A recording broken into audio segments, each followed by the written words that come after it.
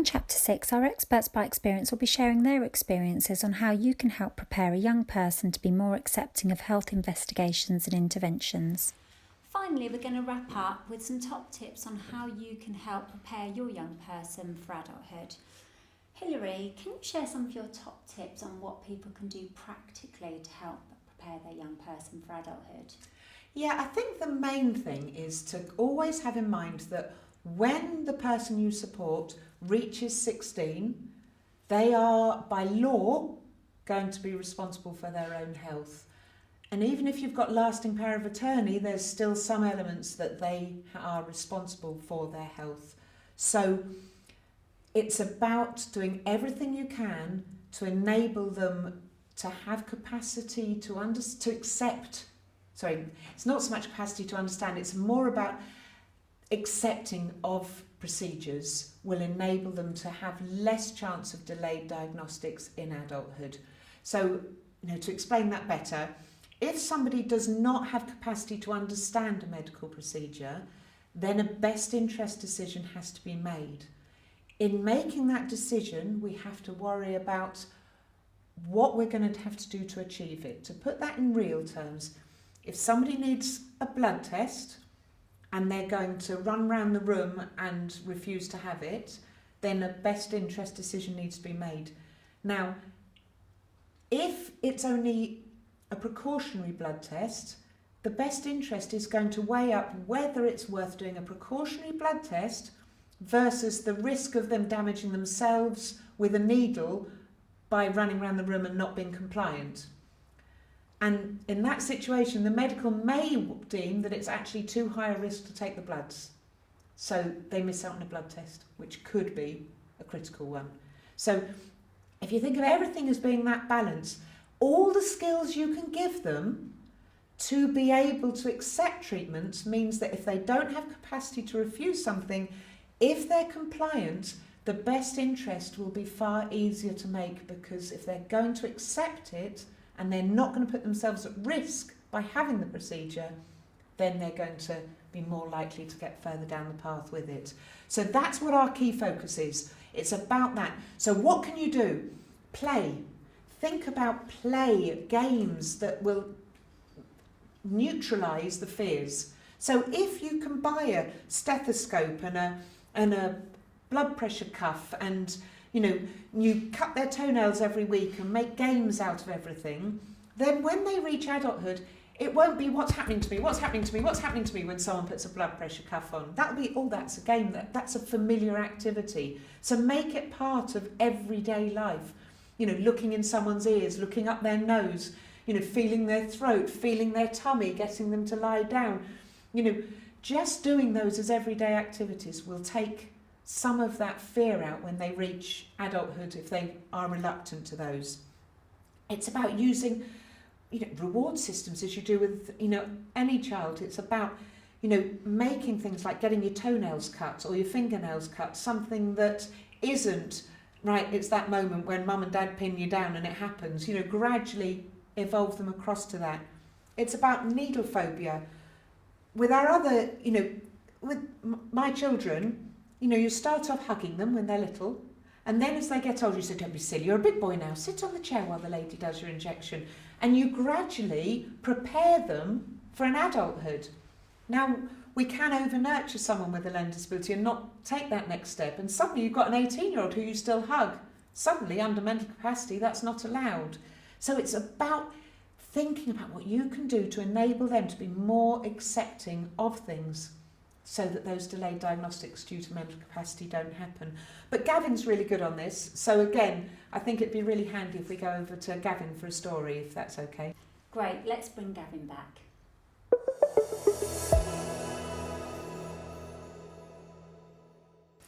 Gavin, pulled you back again. Sorry, I was just talking to Caroline about mental capacity, and it struck me that your needlephobia story would be a really powerful one for people to understand mental capacity through. I had really bad needlephobia. I would not go, when I went to the doctors or when I had things for that needle, I'd say, I'm not having it done, I don't want it.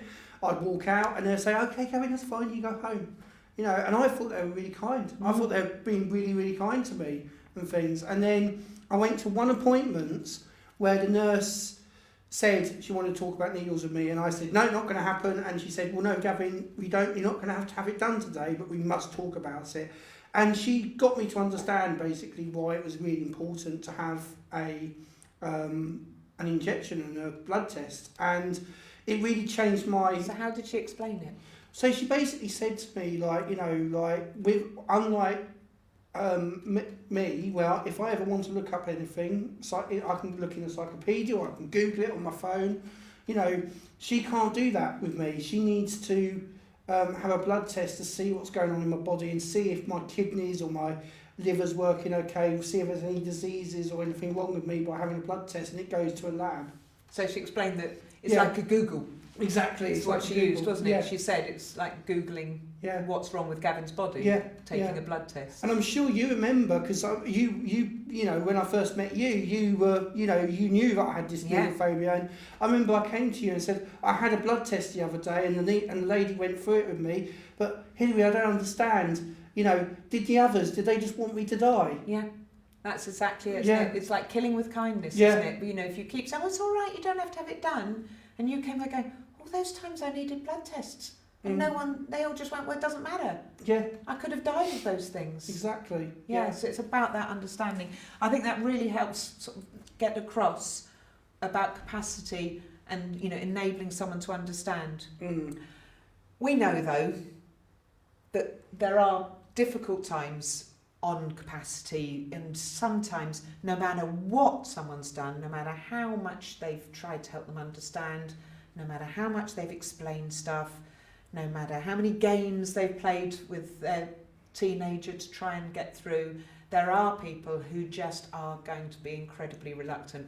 And our team's got fab, hasn't it, at really supporting the health service with different ways of doing this, haven't they? Yeah.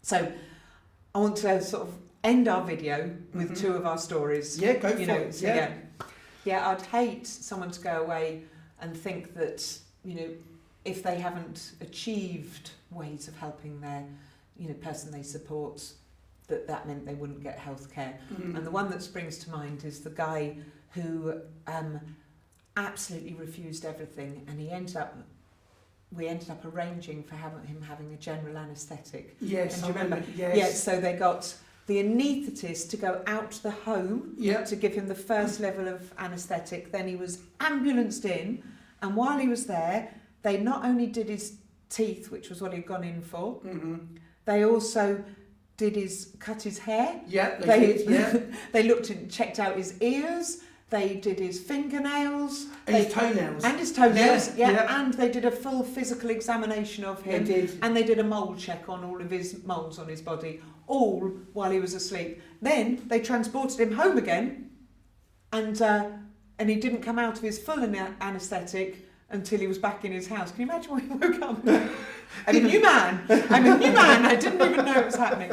And there was that one. So we know we can do things. Obviously, that takes time to plan, and it's much better if we can just get people through the door in the same way as the rest of us get our health care. Yeah. But it can be achieved. And I want to end with the one, because I know this is your favourite, was the chap who had never allowed anyone to cut his toenails, and that kept being assessed, and he was never going to let them be done. And they got so bad he couldn't walk, and then they took him in they were planning on a general anaesthetic. Mental capacity, he did not have the capacity to understand the need for his toenails cut. It was agreed that it was now in his best interest because he was losing the ability to walk, and he was a young man, and the least restrictive way they could think of doing it was a general anaesthetic, because he was never going to allow anything to happen. One of our learning disability nurses thought, right, okay, let's think again. And he had an absolute passion for Harry Potter. Yes, yeah. And so she went, least restrictive would be if all the health professionals became Harry Potter characters. Yeah. And she set up the clinic. And what the GP has now... Dr. Dumbledore. And the podiatrist who does his feet... Madam Humphrey. It's Madam Humphrey, isn't it? And he allowed that time. So he avoided a general anaesthetic.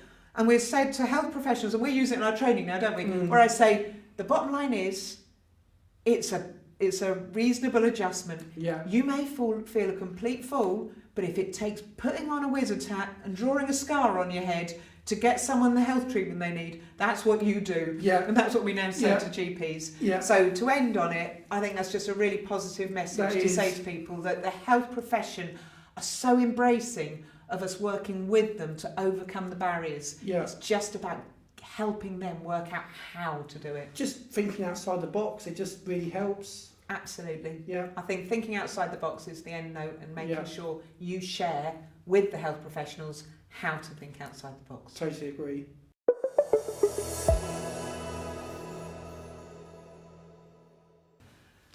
So now we have Georgia and Chloe with us, as I mentioned them earlier. They are also experts by experience, like Gavin, and they're going to just help us with some of their experiences to help give you top tips as a parent or as somebody who supports someone with a learning disability on how you can help someone into a healthy adulthood. Hiya. Hi. So we were just talking before, when we were a bit about some of these things, and I'm thinking just some of the basic things about health to start with, like going to the dentist. So many people have dental phobias. How are you both with going to the dentist? I really don't like it, but I know I need to go. When I had cancer quite a few years ago, the radiotherapy rotted my teeth, so I'm really worried about it, but I know I need to go, so... So you do go? Yeah. Right, that's really good. So who supports you with that, or my mum tends to come with me, but she doesn't actually come into the room with me usually. Okay, and what about you? So obviously when I was younger, my mum took me to the dentist, forced me, but now it's just mainly my dad, and he tells me why it's important to go, and if you don't go, you're not going to have healthy teeth. Right, so I love the word forced you to go. So your mum forced you to go as a child, is what you'd say then? Yeah. Yeah, that's an interesting word, forced, isn't it? Because this is the trouble. Sometimes mums and dads don't like to push someone to do something they don't like to do, but it's about understanding it, and it sounds like both of your parents really tried to make you understand why you have to go even though you don't like it. And it is about healthy teeth, you're absolutely right, but sometimes people don't realise that actually if your teeth and gums are bad, that can actually cause throat cancer. It can cause you to have something called aspirational pneumonia, which is something people can die from. So it's not just about a pretty smile. Healthy mouths are actually, can prevent you getting some cancers. So it's really, and heart disease. Heart disease is caused by bad gums as well. Some heart diseases. So you can get gum disease as well. Yeah, and that's what I'm saying. These gum diseases cause other health problems. So I think that's the thing, that it's really important. And even if you don't want to go, if a parent or somebody who supports you can really explain why it's important, that it's not just about having a nice smile, it is about staying healthy and avoiding getting heart disease and cancers as well, that might make people who are reluctant go then, mightn't it, I suppose? Mm-hmm. So did your mum, when you were younger, when you say forced you, did she give you rewards for going? Did you get, right, we're going to the dentist, but afterwards we're, having a treat or something like that to help you? Because obviously when I was younger, the dentist used to give out stickers. She said, if you go, you're going to get a sticker. So I was like, cool, I'll go. That's really interesting, isn't it? And people still do love a sticker. Yeah. Look at it, all the grown-ups going for COVID vaccines are proudly wearing their stickers, aren't they? Yeah. So we do like a reward process, and so then it turns it into a positive as well, doesn't it? Yeah. It's not just a negative place. That's really good.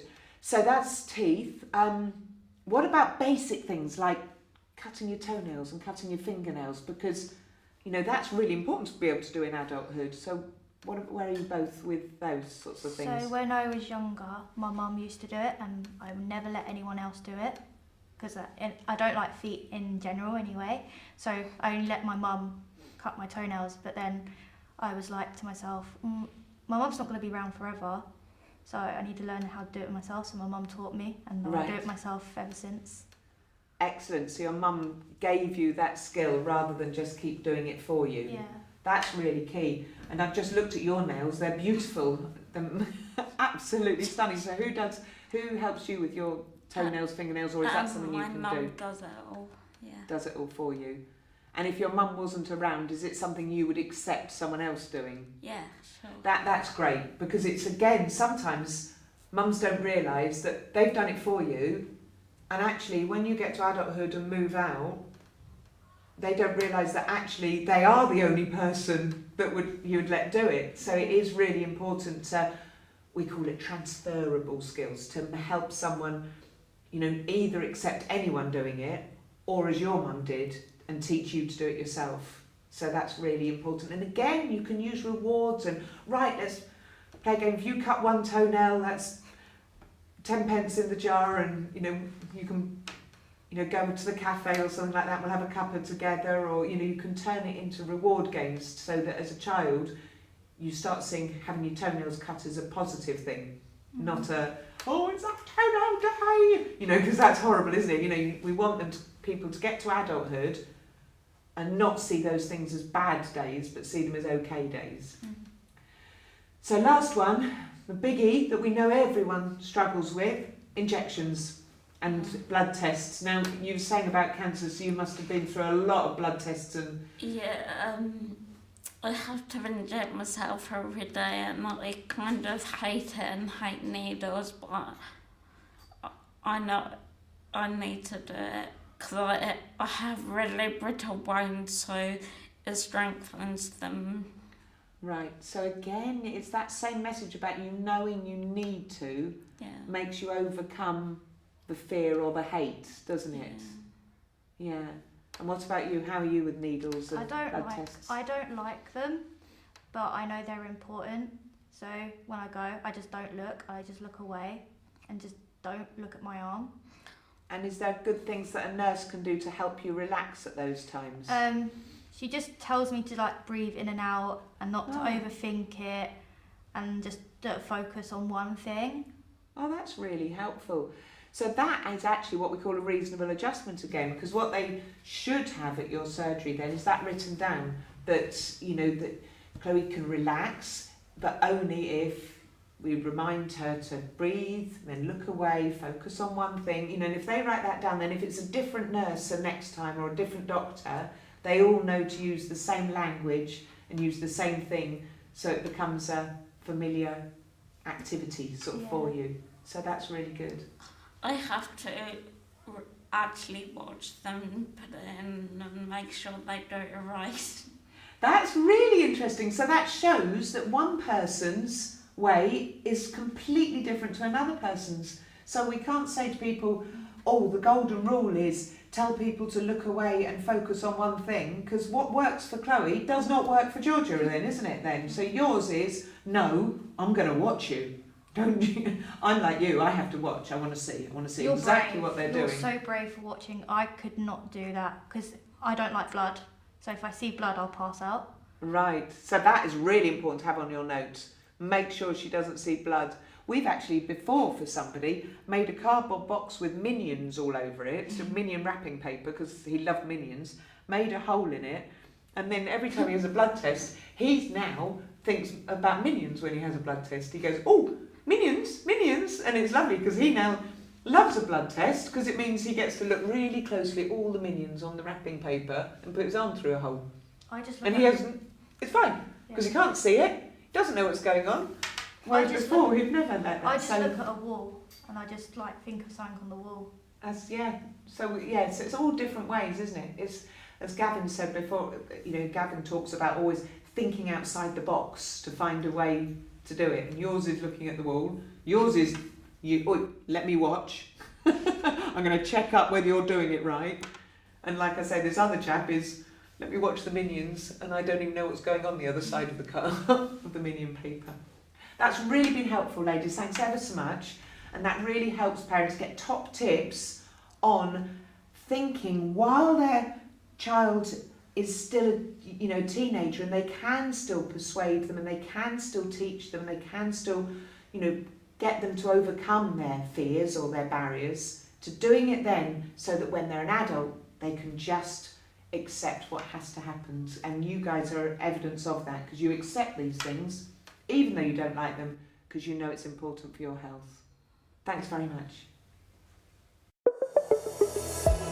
Thank you for watching this film. Hopefully the information and examples we have talked about have given you some context for using the Preparing for a Healthy Adulthood guide yourself.